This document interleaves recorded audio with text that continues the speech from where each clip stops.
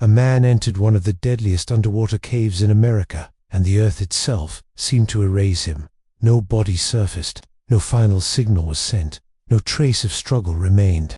Only cold water, twisting stone tunnels, and a silence so deep it swallowed every answer. What looked like a peaceful blue spring in Florida would soon transform into the stage of a mystery that has haunted divers and investigators for over a decade. Today, we descend beneath the calm surface of Vortex Spring, into a hidden world where beauty masks lethal danger. This is not just the story of a missing diver, it is the story of Ben McDaniel, a man drawn to extreme risk, driven by a restless mind, and slowly pulled toward the darkness below. His disappearance forces a chilling question that still remains unresolved. Did Ben lose his life inside the cave's unforgiving labyrinth, or did something far more unexpected unfold beneath the water that afternoon? Vortex Spring looked like a postcard brought to life. The water was so clear that sunlight pierced straight to the sandy bottom, reflecting shades of turquoise and deep blue. Families relaxed along the shore while swimmers floated calmly across. The surface, palm trees swayed gently in the breeze, and birds circled overhead. To most visitors, the spring felt like a peaceful, natural pool, a place where stress dissolved into quiet relaxation. Yet beneath this serene surface existed a hidden world far more hostile. Vortex Spring connected to an extensive underwater cave system carved over thousands of years by flowing water. The passages twisted unpredictably, narrowing into tight corridors before suddenly opening into dark chambers. Some sections plunged more than 100 feet deep, where pressure increased and light vanished completely. Inside the cave, jagged limestone formations lined the walls like frozen waves. Fine sediment covered the floor, easily disturbed by a single movement. When kicked up, this silt could reduce visibility to zero within seconds. Divers could become disoriented almost instantly, unable to see their own hands. In such conditions, panic often proved fatal. Among professional cave divers, Vortex Spring carried a chilling reputation. It was widely considered one of the most dangerous cave systems in Florida. Over the years, several divers had lost their lives exploring its depths. Many of those accidents involved experienced individuals who underestimated the cave's complexity or pushed beyond safe limits.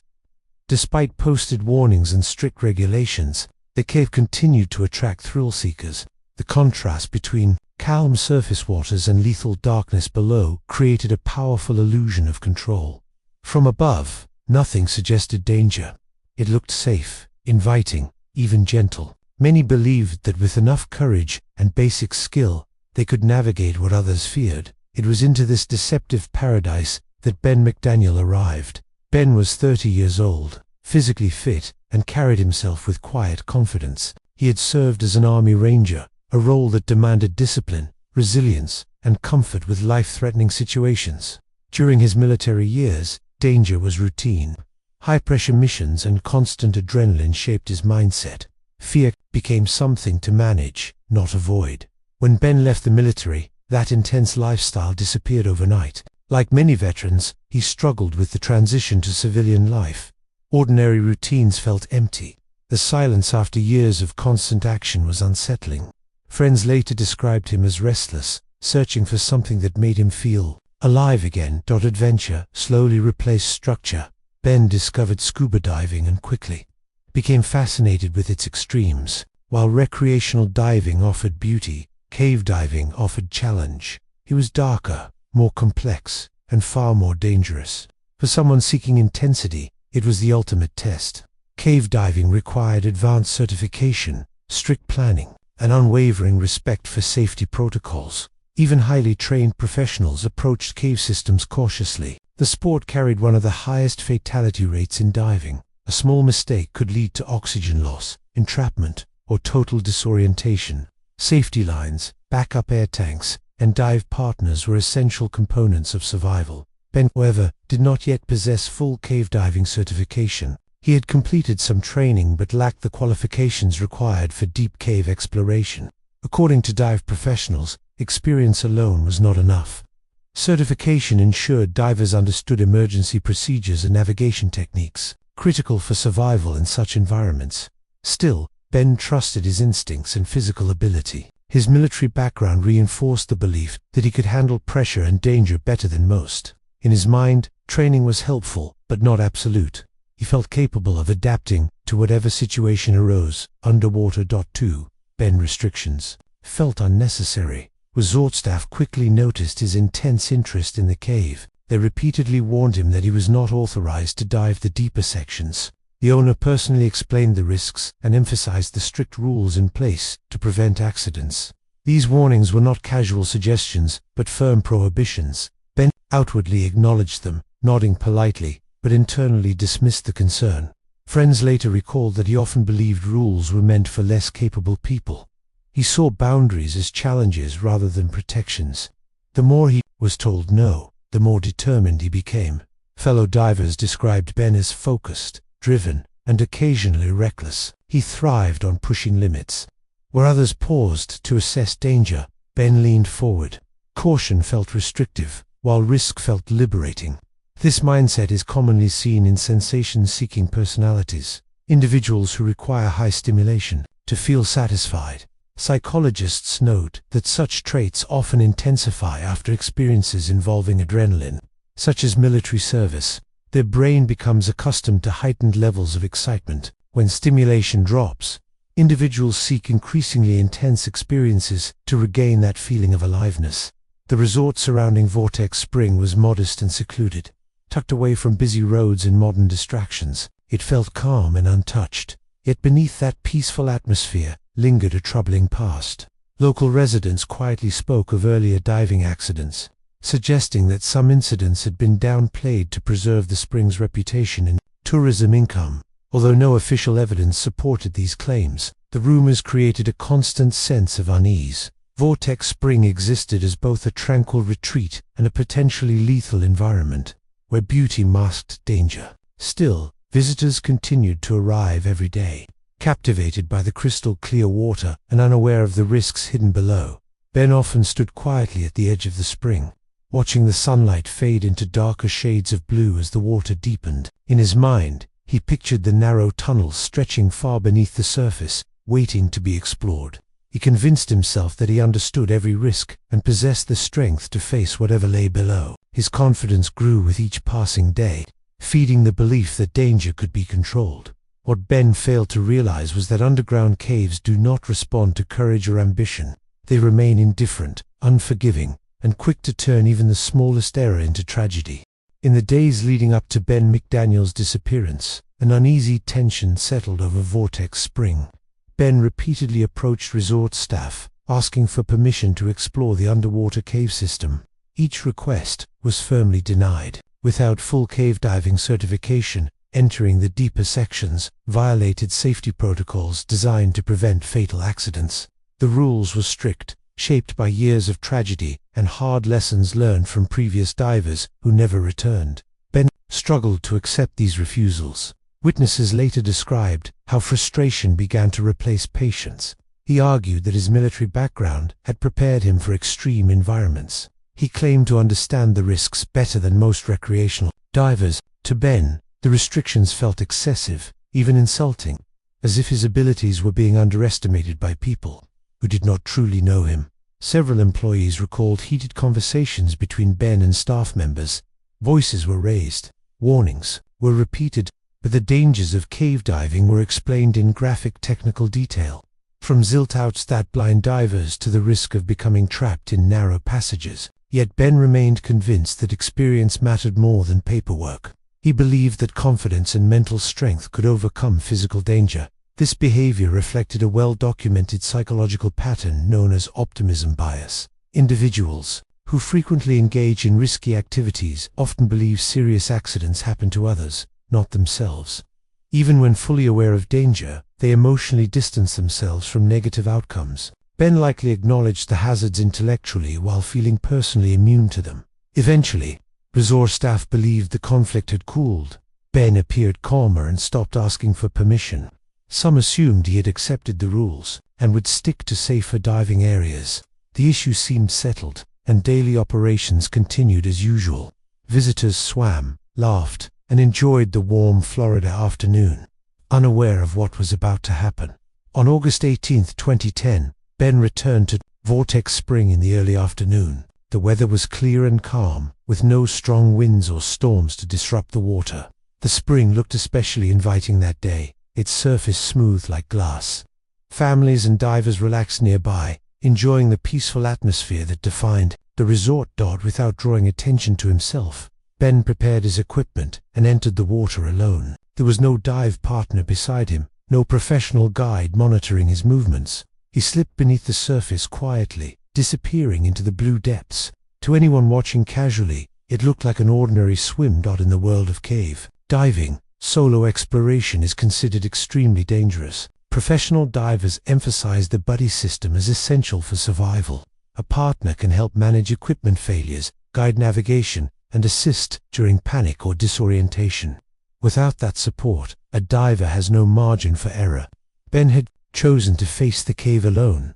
Minutes turned into hours. No one saw Ben resurface. At first, staff assumed he had exited the water and left the resort. Visitors often came and went without checking out. His truck remained parked outside, but that alone did not immediately raise alarm.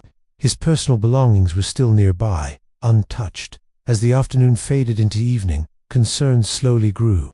Employees began asking around to see if anyone had seen Ben leave. No one had. The water remained calm, giving no hint of trouble beneath the surface. Only then did the realization sink in that something might be wrong. Eventually, authorities were contacted. The delay in reporting Ben missing would later become one of the most controversial aspects of the case. Critics questioned why staff waited so long, especially given the well-known dangers of the cave system. In similar situations, time is often the difference between rescue and recovery. Search teams arrived quickly and assessed the situation. It became clear that if Ben had entered the cave, the operation would be complex and dangerous. Specialized cave divers were called in, individuals trained to navigate extreme underwater environments. These teams brought advanced equipment, extra air supplies, and detailed mapping tools. The divers descended into the cave, moving slowly through tight, winding passages. Sediment filled the water with cloudy darkness. Whenever a fin brushed the floor, visibility dropped to nearly zero in some sections. The cave branched in multiple directions, creating a natural labyrinth where it was easy to become lost. Deep inside one restricted area, rescuers discovered one of Ben's air tanks. It rested far below the surface, confirming that he had indeed ventured into forbidden parts of the cave. This discovery eliminated any doubt about where Ben had gone. He had pushed deeper than allowed, possibly deeper than ever before, yet there was no sign of Ben himself. No body lay near the tank, no equipment suggested a struggle or sudden accident. The surrounding tunnels were empty, stretching into darkness. The silence underwater felt heavy, as if the cave had swallowed him whole without leaving a trace. Experienced divers believed that if Ben had died within the known cave system, his remains should eventually be located. Although dangerous, the cave was thought to be mostly mapped and searchable. Bodies in underwater environments often become lodged in corners or along passage floors, but Ben was nowhere to be found. The deeper search teams pushed, the more unsettling the mystery became. Each cleared tunnel removed another possible explanation. The cave seemed to offer no answers, only endless darkness. What should have been a tragic but understandable accident slowly transformed into a baffling disappearance that defied expectations. Instead of closure, the search produced only questions. How could someone vanish so completely in a confined space? Had Ben gone into an unexplored section of the cave? Had something unexpected occurred beyond human understanding of the system? What began as a risky dive was now becoming one of the most haunting mysteries in modern diving history. The search for Ben McDaniel quickly transformed into one of the most complex underwater rescue operations Florida had witnessed in years. Specialized cave rescue divers were brought in from across the region, men trained to operate in flooded tunnels where total darkness, extreme pressure, and narrow passages could turn a minor mistake into a fatal one. From the very first descent, it became clear that the cave system beneath Vortex Spring was far more intricate and dangerous than most people imagined. The rescue teams carefully studied maps drawn by earlier explorers, following every known tunnel and chamber of the underwater maze. Although much of the cave had been charted, significant sections remained unexplored due to unstable rock and dangerously narrow passages.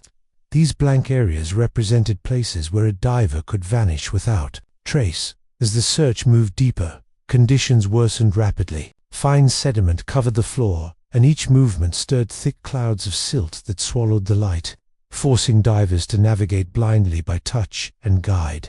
Lines in total darkness, powerful dive lights pierced the black water only a few feet ahead, creating narrow tunnels of visibility, while everything beyond remained hidden. Jagged limestone walls closed in tightly in some areas, while other chambers suddenly opened into massive empty spaces where ceilings vanished upward into shadow.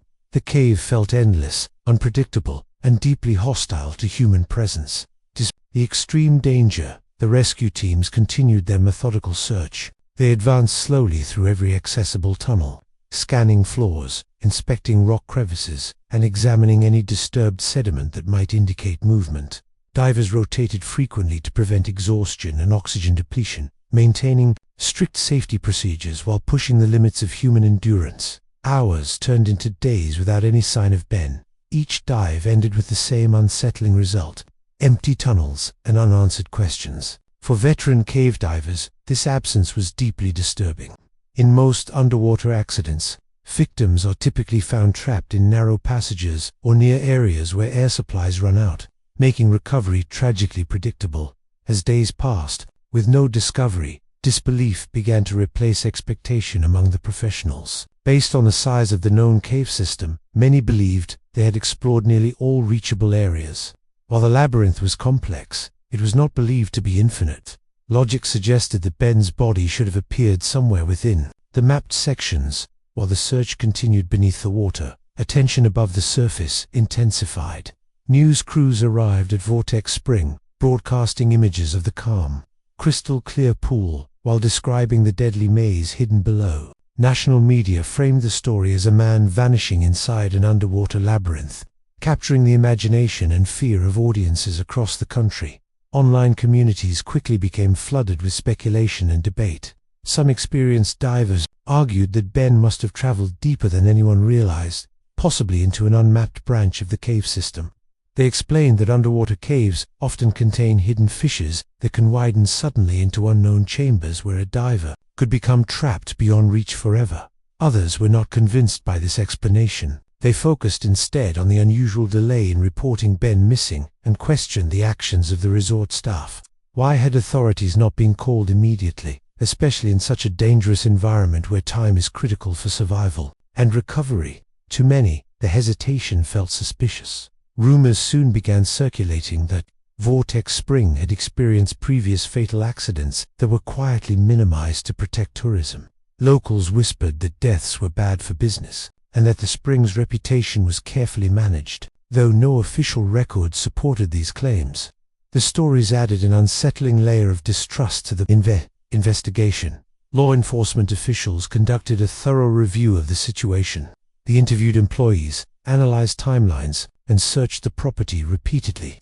Investigators looked for signs of violence, forced movement of equipment, or any evidence suggesting that Ben had been harmed on land. Yet nothing pointed toward criminal involvement. From an official standpoint, there were no indications of foul play.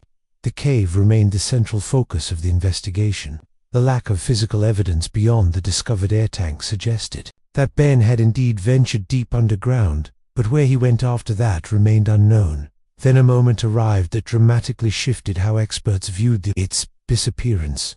A veteran cave diver involved in the rescue operation spoke publicly about the search efforts. With decades of experience in underwater recoveries, his opinion carried significant weight within the diving community. He stated that based on the extensive exploration of every accessible tunnel, he did not believe Ben's body was located within the known cave system. According to him, the teams had thoroughly covered all reachable areas. If Ben had died within those mapped sections, they would have recovered him. This statement challenged the simplest explanation of a tragic accident within familiar territory. It suggested that Ben may have reached an undiscovered part of the cave or slipped into a hidden passage no one had previously explored. The idea that someone could vanish from a confined system now seemed disturbingly possible. The disappearance began to feel less like an accident and more like a mystery beyond ordinary understanding. Questions multiplied instead of fading. Could The cave contained deeper chambers still hidden from human exploration. Was it possible that underwater currents had moved Ben into unknown areas? As weeks passed, hope of finding Ben alive completely vanished. Yet the absence of his remains ensured the case would never reach a traditional conclusion. There was no body to examine, no final moment to reconstruct, and no clear explanation to deliver to his family. What remained were only theories and unanswered questions. The cave beneath Vortex Spring stood silent, its dark tunnels holding whatever truth lay buried inside. Above the surface, life continued as usual, but below it, the mystery of Ben McDaniel lingered like a shadow that refused to fade. To understand what may have happened to Ben McDaniel, investigators focused on the psychological patterns that guided his choices. Those close to him described a man drawn to intensity rather than comfort, always seeking situations that tested fear and control. From a young age, Ben gravitated toward extreme experiences that others avoided. He thrived under pressure and uncertainty, finding excitement where most felt danger. Risk was not a warning to him but a source of purpose, pushing him toward challenges that made life feel vivid and meaningful. His pattern grew stronger during Ben's military service as an Army Ranger, where constant danger and extreme physical demands became part of daily life. High adrenaline levels were normal, and stress was continuous rather than occasional. Over time, his body and mind adapted to this intensity as the standard for feeling alive. Psychologists explain that many veterans struggle after leaving such environments, as calm can feel empty or meaningless. Without constant stimulation, routine life may seem disconnected and dull. For Ben, this adjustment appeared particularly challenging, pushing him to seek new forms of extreme experience. After leaving the military, Ben reportedly had trouble settling into ordinary work and social routines. The structure and adrenaline of service were suddenly gone. Friends noticed that he seemed restless, always searching for the next big challenge. Traditional hobbies failed to hold his attention for long. He needed something that demanded focus, danger, and control all at once. Diving soon became that outlet. At first, it was recreational, but Ben quickly became fascinated by the more extreme side of the sport. Cave diving stood out to him immediately. Unlike open water diving, caves offered darkness, narrow passages, and complete isolation. Every movement mattered. Every decision could mean survival or disaster. It was one of the most dangerous forms of diving in the world. Experts describe cave diving as a sport that requires not just technical skill, but deep respect for rules and limitations. Strict training, certifications, and safety procedures exist, because even minor mistakes can turn fatal within seconds. The environment is completely unforgiving. There is no quick escape to the surface. Once inside, a diver must rely solely on planning and discipline. Ben, however, often struggled with those boundaries. Witnesses and resort staff later confirmed that he had entered restricted sections of the Vortex Spring cave multiple times before his disappearance. Each time he returned safely, without injury or incident. These successful dives likely strengthened his belief that he was capable of handling the risks, even without full certification. Psychologists refer to this pattern as risk normalization. When someone repeatedly engages in dangerous behavior, and nothing bad happens, the brain begins to downplay the threat. What once felt extreme starts to feel manageable. The absence of negative consequences creates a false sense of control. Over time, the person may push further, believing they are safer than they truly are.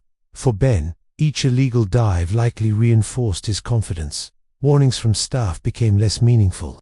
Rules started to feel unnecessary. In his mind, experience replaced formal training. He had survived before, so he assumed he could continue doing so. This mindset is common among thrill seekers, especially those with backgrounds in high-risk professions. Some diving experts believe that on the day Ben disappeared, he may have gone deeper into the cave than ever before, possibly deeper than any of the known mapped areas. Underwater cave systems often contain tight cracks that can widen unexpectedly into new chambers, many of which remain undiscovered for years. These hidden areas can be extremely unstable and nearly impossible to navigate safely. In such environments, a single wrong movement can cause rock to shift or sediment to collapse. Narrow tunnels can trap divers between stone walls with no room to turn around.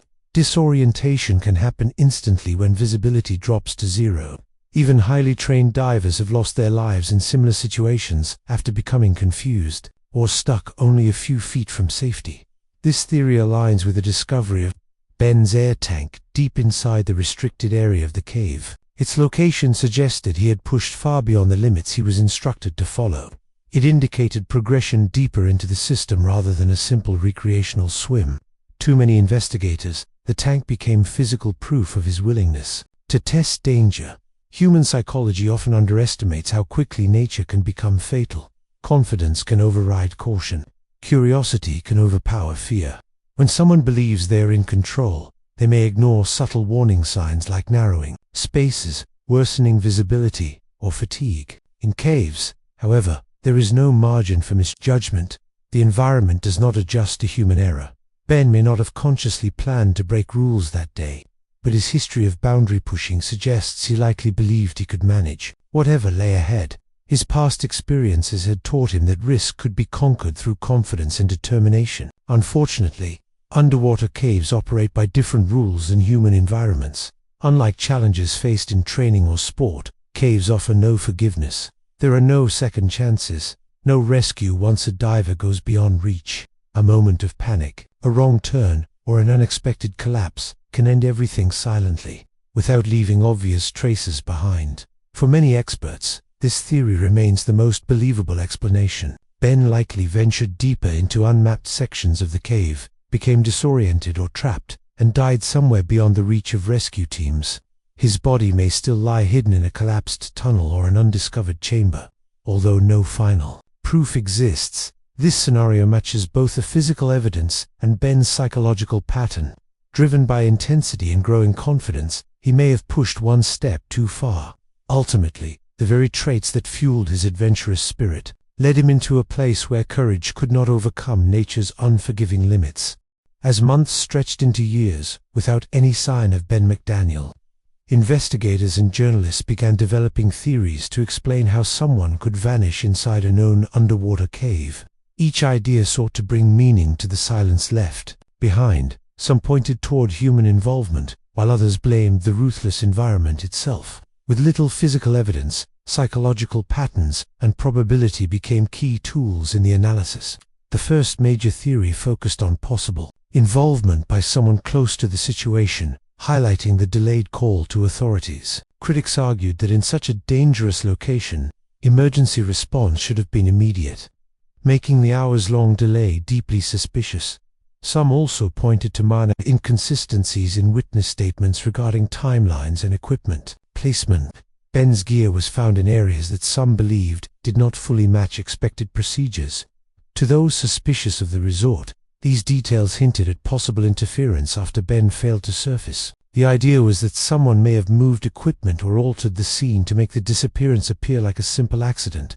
However, law enforcement thoroughly investigated this possibility and found no signs of violence or confrontation. There were no injuries, no disturbed areas suggesting a struggle, and no evidence that Ben had argued with anyone shortly before entering the water that day. More importantly, experts noted that removing a body from deep within an underwater cave would be extraordinarily dangerous and technically difficult. The narrow tunnels, low visibility, and risk of collapse would make such an operation almost suicidal without professional cave diving teams and specialized equipment. No evidence indicated that anyone at the resort possessed those capabilities. For investigators, the lack of physical proof, combined with the extreme impracticality, weakened the personal involvement theory significantly. Despite its emotional appeal to those seeking a hidden truth, the second theory proposed that Ben died in an accidental dive, and that the incident was later concealed to protect the resort's reputation.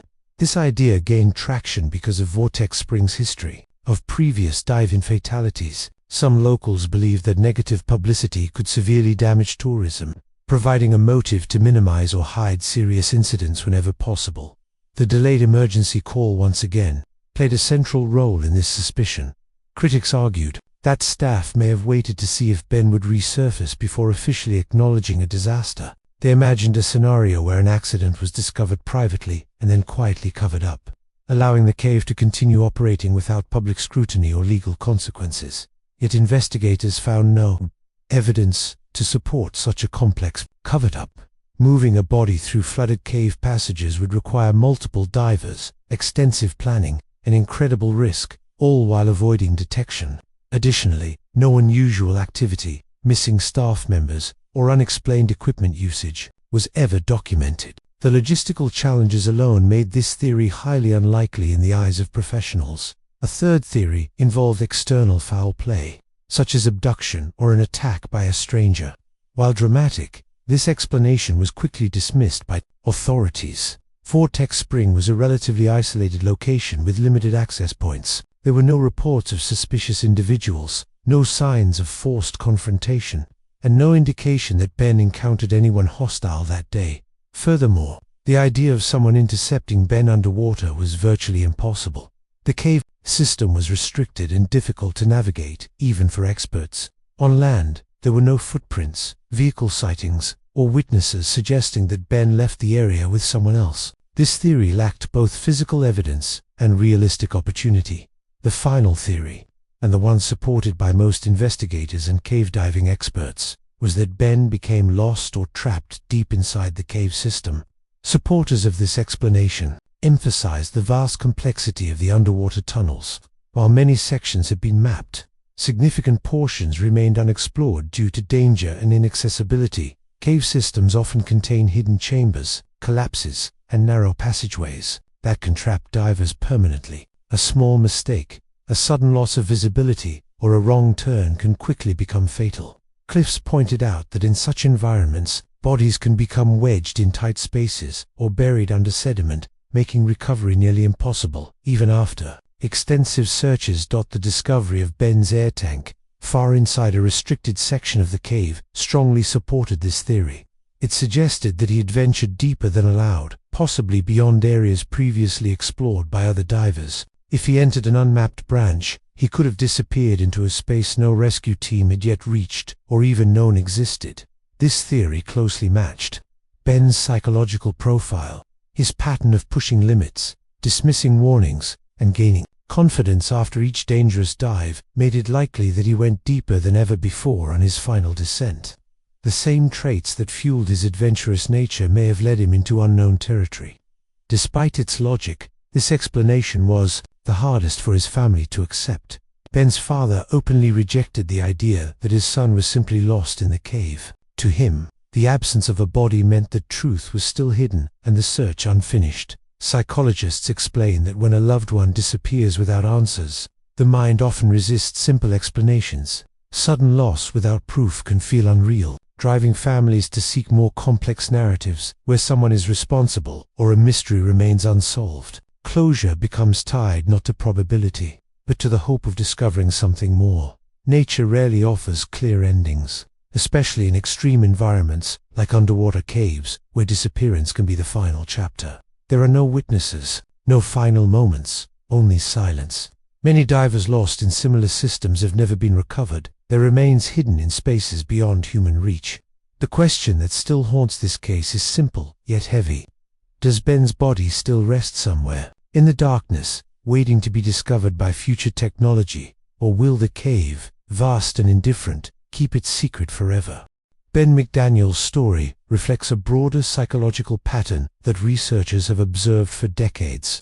Human beings have always been drawn toward danger, whether through climbing towering mountains, crossing unknown oceans, or exploring places where survival is uncertain. For many, risk creates a powerful sense of meaning. Confronting fear offers proof of existence, a moment where life feels sharper and more intense than in ordinary routine. Psychologists describe a group known as sensation seekers, individuals whose brains respond strongly to high stimulation experiences. Studies show that these people release larger amounts of dopamine during risky activities, the same chemical associated with pleasure and reward. The stronger the danger, the stronger the neurological response. Over time, the brain begins to crave that intensity, much like an addiction, pushing individuals to seek increasingly extreme experiences. This biological drive often explains why warnings lose their power. When someone repeatedly survives risky situations, the brain registers success rather than danger. Each close call becomes evidence of skill rather than luck. The emotional memory of excitement outweighs the intellectual knowledge of risk. This imbalance slowly reshapes decision-making, making hazardous choices feel normal and even necessary for emotional satisfaction. In Ben's case, each illegal dive into restricted sections of the cave likely reinforced his sense of control.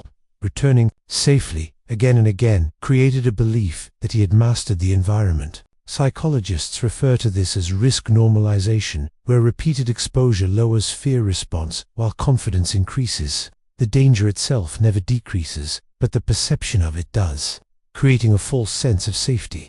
This pattern appears in many fatal accidents across extreme sports. Experienced climbers ignore weather warnings.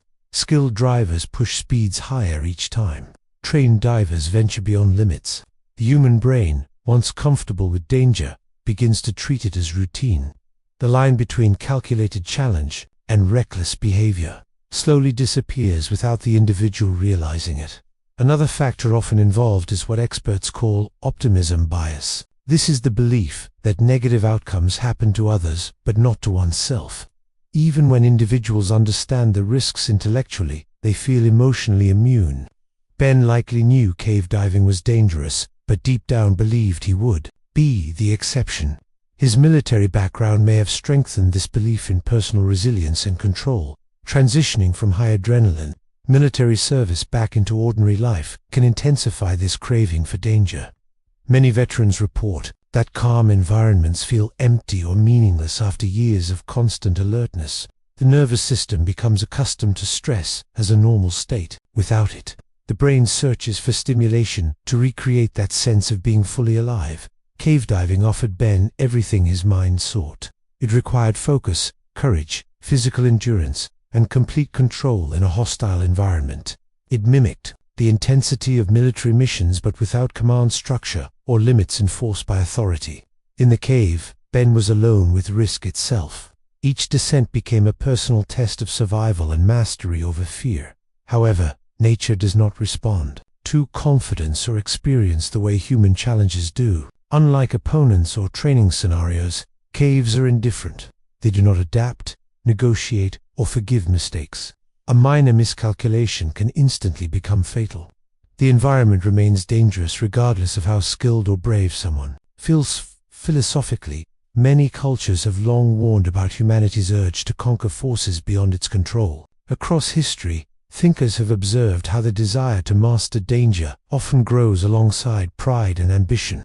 When people push against natural limits, believing courage or skill can overcome anything, they frequently underestimate the quiet power of the environment itself. This pattern appears repeatedly in stories of exploration, where triumph is often followed by tragedy. In Buddhist thought, the craving for intense experiences and the constant need to overcome fear are seen as forms of attachment that lead directly to suffering.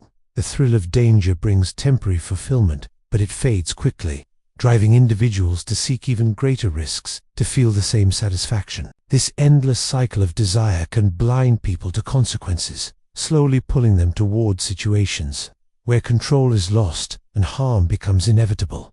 Western philosophy often celebrates exploration and boundary pushing as progress, yet also acknowledges human vulnerability before nature. Writers and thinkers have long described how pride can blind people to their limits.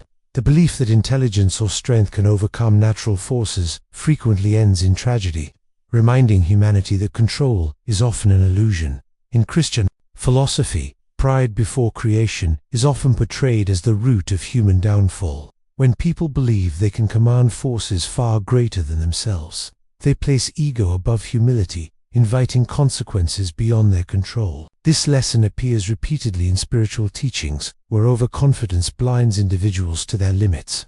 Across many belief systems, the message echoes the same truth. Nature is not something to conquer, but something to respect. When human ambition ignores these boundaries, the result is rarely victory, but loss. Reminding us that some powers exist beyond human dominance, modern science continues searching for clearer answers in cases like Ben's. Advances in sonar imaging, underwater robotics, and cave mapping may one day allow exploration of passages currently unreachable by human divers. Some experts believe undiscovered chambers could exist, where Ben's remains may rest, preserved by cold water and sealed by stone. Until such technology becomes widely usable, the mystery remains suspended in silence. The cave at Vortex Spring still appears calm and inviting at the surface, reflecting blue skies and peaceful surroundings. Beneath that beauty lies a dark, complex world where human presence is fragile. Whatever truth remains hidden there continues to challenge our understanding of risk, curiosity, and the limits of human control. Visitors still swim in the clear water, unaware of the unseen labyrinth below. Life moves forward above the surface, while beneath it, unanswered questions remain untouched by time. McDaniel may have perished deep beneath the earth, in a hidden passage where light has never reached, his body resting in a place untouched by human eyes. Or his disappearance may remain one of nature's unanswered riddles, sealed within stone and water forever. His story is not about conspiracy or violence, but about the quiet and overwhelming power of environments we often underestimate. Nature does not need intention to destroy. It only waits for a moment of human error. One decision to go a little further. One belief that experience can conquer every risk. Ben's final dive reminds us how thin the line is between adventure and tragedy truly is. If this story made you reflect, take a moment to like the video, share it with others, and subscribe to the channel to explore more real mysteries of the human mind and the unknown. Some mysteries leave no screams, only questions, and some silences echo louder than any confession. Thank you for listening to Criminal Minds.